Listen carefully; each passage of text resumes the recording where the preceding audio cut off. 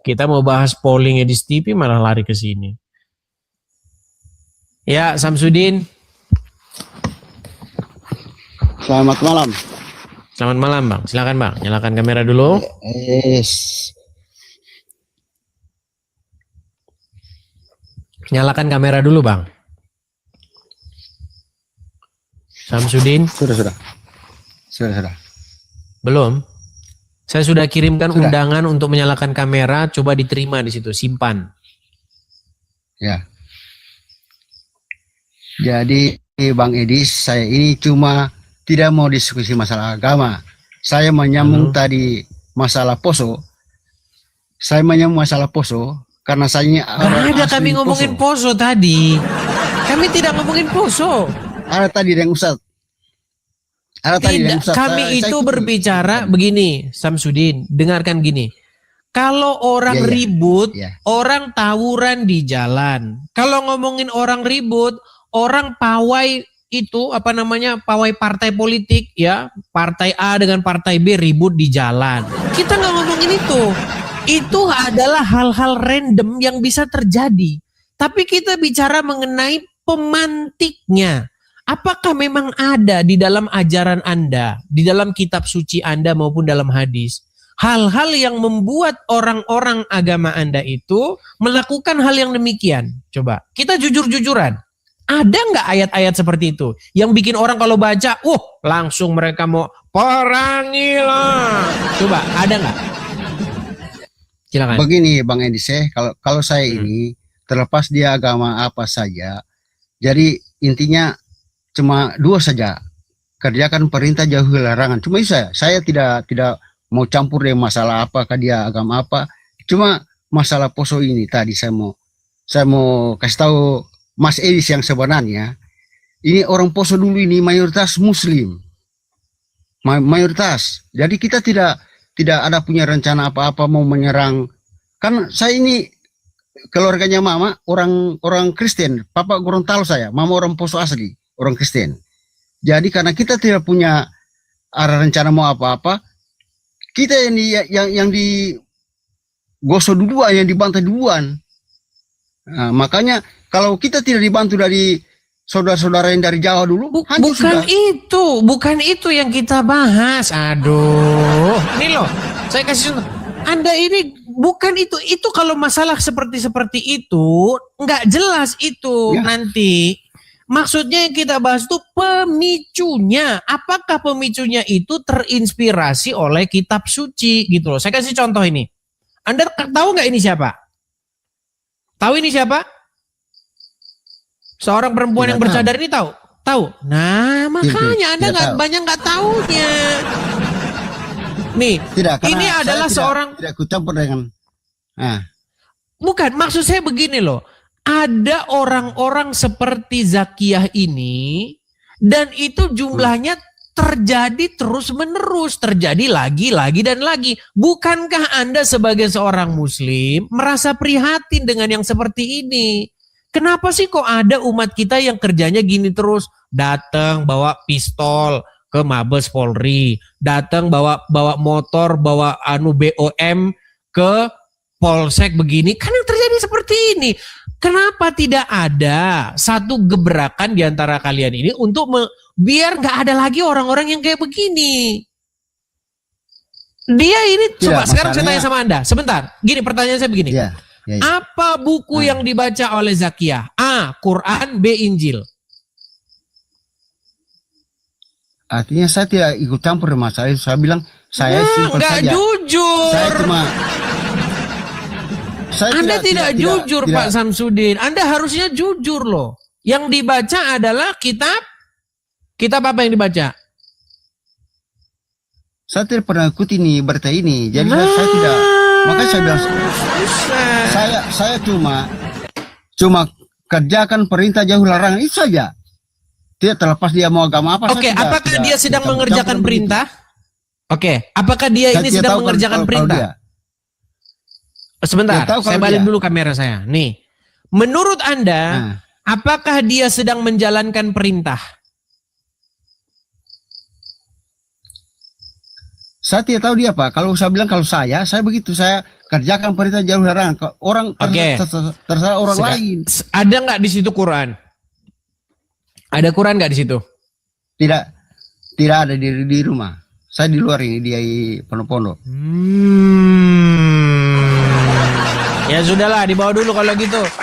Intinya yang mau saya sampaikan begini Pak. Ini pesan saya Pak Samsudin. Gini, jikalau Anda membaca Injil, pasti Anda nanti, jikalau Anda membaca Injil dan melakukannya, Anda akan menjadi orang baik. Anda akan meneladani Yesus. Jikalau Anda membaca Quran dan hadis dan melakukannya, Anda pasti akan mirip dengan Muhammad. Begini, pernahkah Yesus membawa-bawa pedang, membawa-bawa golok dan para pasukan untuk memaksa orang masuk Kristen nggak loh? Masuk Kristen nggak loh? Pernah nggak? Nggak pernah. Pernah nggak Yesus melakukan yang demikian untuk merampas harta orang? Nggak pernah. Tapi jujur dan jangan menipu diri sendiri. Pertanyaan saya, pernahkah Muhammad membawa sepasukan orang dengan kuda, dengan pedang untuk menyerang orang lain dan memaksa mereka masuk Islam? Pernah dilakukan nggak itu? Mungkin pernah. Iya. Tapi pernah nggak dia mengambil, pernah nggak dia menjarah harta orang dengan membawa-bawa agama? Saya tidak tahu. Saya putarkan video ini supaya Anda tahu, karena banyak orang yang tidak tahu. Gini, baik yang Islam, baik yang Kristen, banyak yang beragama itu hanya ikut-ikutan. Cuman ikut-ikutan dia. Aslinya dia nggak tahu apa yang diimaninya. Banyak. Dan saya harus jujur mengakui itu terjadi baik dari dalam agama Islam maupun Kristen. Coba dengarkan ini ya. Nih. Ya. Sebentar. Coba dengarkan ini. Saya tidak bohong. Coba Anda dengarkan. Berapa jumlah, ya? Nih, perhatikan. Tak kurang dari 50.000 keping uang dinar. Zaman Nabi tak ada duit kertas. Zaman Nabi itu uangnya di dinar. Uang dinar itu satu keping beratnya 4,25 gram. 4,25 gram emas itu kalau sekarang 4 juta sekian. Karena 1 gram sekarang sudah 1 juta sekian. Tapi karena kita udah lama kenal, harga lama aja lah, 2 juta aja lah. 50.000 keping kali 2 juta. Kalau di total sekarang rupiah, berapa dapat Nabi waktu perang Badar tahun kedua itu? 50.000 keping kali 4,25 gram kita hargai 2 juta. 100 miliar. 100 miliar itu berapa persen untuk Nabi? Wa'lamu annama ghanimtum min syai'in fa inna lillahi khumusahu. Nabi Muhammad mendapat jatah rampasan perang khumus, khamsah 5, khumus 1/5, 20%. 20 miliar dari perang Badar. Nah, 20 miliar.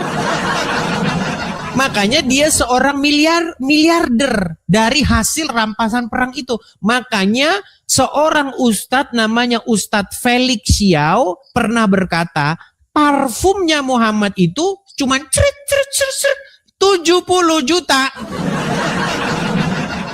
Bayangkan dia seorang miliar, itu beda jauh karakternya dengan Yesus. Jauh sekali. Makanya saya gini, ketika kalian memulai untuk mau berdebat dengan saya, kita main bongkar-bongkaran nih. Makanya saya cuma pesan, ikutlah kepada Yesus. Yesus berkata, akulah jalan dan kebenaran dan hidup. Jadi ikut Yesus, Pak Samsudin. Kalau Anda ngikutin yang itu, ya susah Anda nanti. Artinya kalau saya punya prinsip begini, mau kita ikut siapa, sepanjang kita punya perbuatan itu tidak baik kepada alam sekitar, kepada siapa saja, pasti kita nanti tidak baik jadinya. Berarti Anda tidak mendengar apa yang saya katakan. Ketika Anda mengikut Yesus, maka Anda akan meneladani dia. Mirip dengan Yesus, betul? Ketika Anda mengikut Muhammad, Anda akan meneladani Muhammad. Sehingga tingkah laku Anda mirip dengan Muhammad, betul? Betul. Ya, sekarang lihatlah. Karena yang mana yang menjadi role? Yang mana yang harus menjadi role model bagi kita? Apakah Muhammad atau apakah Yesus? Coba. Itu hati Kalau nurani Anda yang menjawabnya sendiri. Hati nurani Anda. Gimana? Terdiam. Kalau saya punya prinsip, karena namanya Nabi itu semuanya bagus. Apakah bagus menyerang kampung orang lalu mengambil istri-istrinya dari situ? Ya sudahlah, dibawa dulu saja lah kalau begitu. Itu Ya, sama Nabi, itu Pak. aja pesan saya. Kalau Bang Ya, jangan diterus-teruskan lah, nanti juga capek juga kita bahas-bahas. Tapi itulah yang saya bilang, teman-teman. Sebenarnya ya, para penonton ya, hampir 8.000 orang. Gini loh, kalian kan punya hati nurani. Kita ini punya hati nurani loh. Siapa sih yang mau kita contoh? Saya sudah bilang berkali-kali, inti daripada ajaran itu adalah Anda itu ngikutin siapa? Kalau Anda mengikuti Muhammad, Anda itu akan mirip seperti dia. Anda akan menjadi serupa dan segambar dengan Muhammad. Karena Anda mencontoh dia, menjadikan dia sebagai panutan Anda. Itulah inti daripada ajaran agama Islam. Nah, kalau Anda menjadi Kristen, inti daripada ajaran Kristen itu apa? Menjadi serupa dan segambar dengan Yesus. Anda menjadi tiap hari itu makin mirip Yesus. Itu Kristen. Nah, tinggal Anda sekarang di hati nurani Anda. Kita sama-sama punya majikan nih. Majikan kami itu Yesus. Yang kami ikutin tuh Yesus. Majikan Anda tuh Muhammad. Yang Anda turutin tuh Muhammad. Makanya Anda akan mirip seperti Muhammad. Mulai dari celana Anda cingkrang. Mulai dari Anda bercalak-calak. Itu kan mencontoh Muhammad tuh. Muhammad katanya kalau pakai celana, celananya itu tidak pernah sampai di bawah mata kaki. Kalau orang Islam ngomongnya isbal itu. Terus matanya itu apa? Dicalak-calak. Tahu kan dicalak itu di pensil-pensilin itu. Terus janggutnya. Nah, berbicara tentang mengikut Yesus itu tentu bukan hal-hal kayak begitu. Yesus pakai begini, sendal begini, harus begini. Bukan begitu. Anda mau celananya pendek, mau celananya panjang, mau di bawah mata kaki, mau di atas mata kaki. No problemo. Gak masalah itu. Karena bukan itu esensi mengikut Yesus, bukan begitu. Esensi mengikut Yesus itu adalah melakukan apa yang dia lakukan. Seperti itu. Jadi itu bedanya kita, teman-teman. Kalau kita mau betul-betul mendalami isi daripada agama itu, ya di situ. Ya.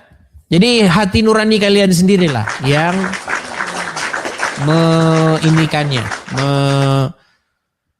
menjawab itu. Ya, silakan.